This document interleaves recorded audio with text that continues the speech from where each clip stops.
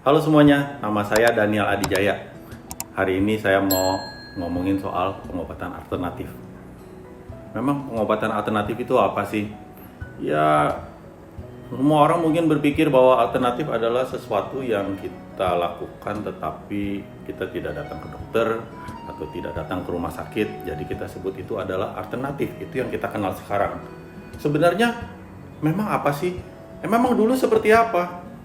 Jadi yang pernah dikenal orang itu sekitar 2400 tahun yang lalu itu Hippocrates adalah bapak dari ilmu kedokteran modern. Jadi father of modern medicine itu Hippocrates namanya. Itu udah lama sekali. Udah sekitar 2400 tahun yang lalu, itu artinya sebelum Masehi ya. Jadi kalau dipikir-pikir kalender aja belum ada. Kalender kita itu sekarang baru tahun 2022. Jadi kalau kita ngomong 2400 tahun yang lalu, orang tuh belum tahu ada yang namanya bulan Januari, Februari tuh belum tahu. Nah, tetapi itu dibilang udah ilmu kedokteran modern. Lalu memang seperti apa? Memang sama dengan yang kita alami sekarang. Memang zaman dulu ada orang minum obat. Pil aja kayaknya baru belum lama loh ditemuin. Apalagi yang namanya tablet yang harus diracik-racik dulu, dimasukin ke dalam sesuatu itu. Jadi sebenarnya kalau kita pikir alternatif sebenarnya yang dilakukan oleh manusia selama ribuan tahun, ya bisa kita bilang alternatif. Tapi cuman bedanya sekarang ada yang namanya ilmu kedokteran konvensional yang kita tahu adalah kalau kita sakit kita ke dokter, kita ke rumah sakit, kita dirawat. Kenapa harus begitu? Ya kita tahu lah kalau kita datang ke dokter atau ke rumah sakit itu adalah suatu pengobatan yang paling canggih yang kita bisa tahu zaman ini. Nah, jadi makanya itu kalau yang kurang canggih kadang kita sebut alternatif. Akhirnya alternatif itu hanya berdasarkan kepercayaan aja. Oh, kalau pengobatan alternatif yang di sono, orang banyak yang baik. Oh, yang di sana juga tuh ya banyak yang baik.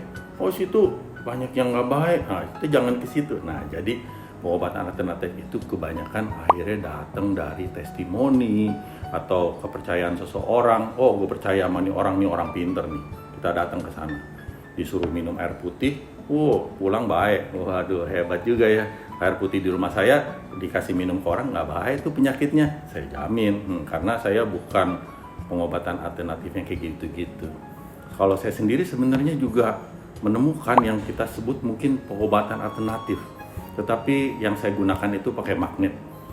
Tetapi kalau pakai magnet itu buat saya, bagi saya ya, nggak tahu dia buat orang lain atau seperti apa. Buat saya itu adalah yang utama buat diri saya. Kenapa? Karena buat saya itu magnet itu saya akan gunakan tiap hari untuk menjaga kesehatan. Buat orang menjaga kesehatan itu macam-macam. Ada yang makanan sehat tuh A, I, U, E, O. Suplemen sehat itu A, I, U, E, O. Banyak. Terus kita juga bilang olahraga yang baik A, B, C, D. Ini juga segala macam ya. Itu yang kita kenal. Tetapi buat yang saya kenal, memang hal itu juga baik. Tetapi ada yang kurang.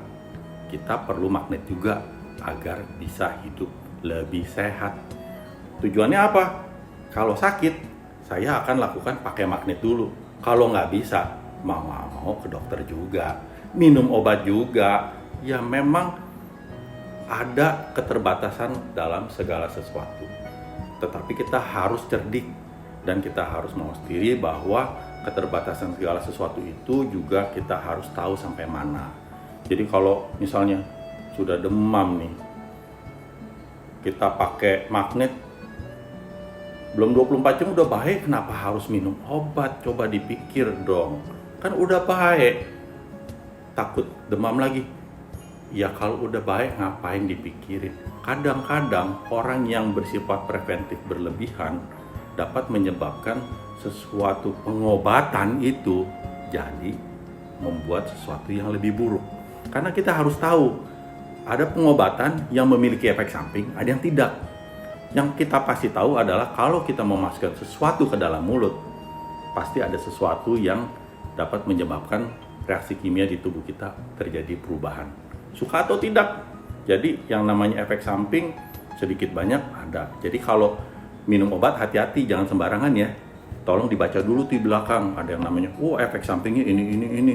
Jangan beli obat sembarangan di apotik, coba jadi dokter sendiri, saya tidak anjurkan. Tetapi kalau mau pakai magnet sendiri, silakan, asal jangan ditelen ya.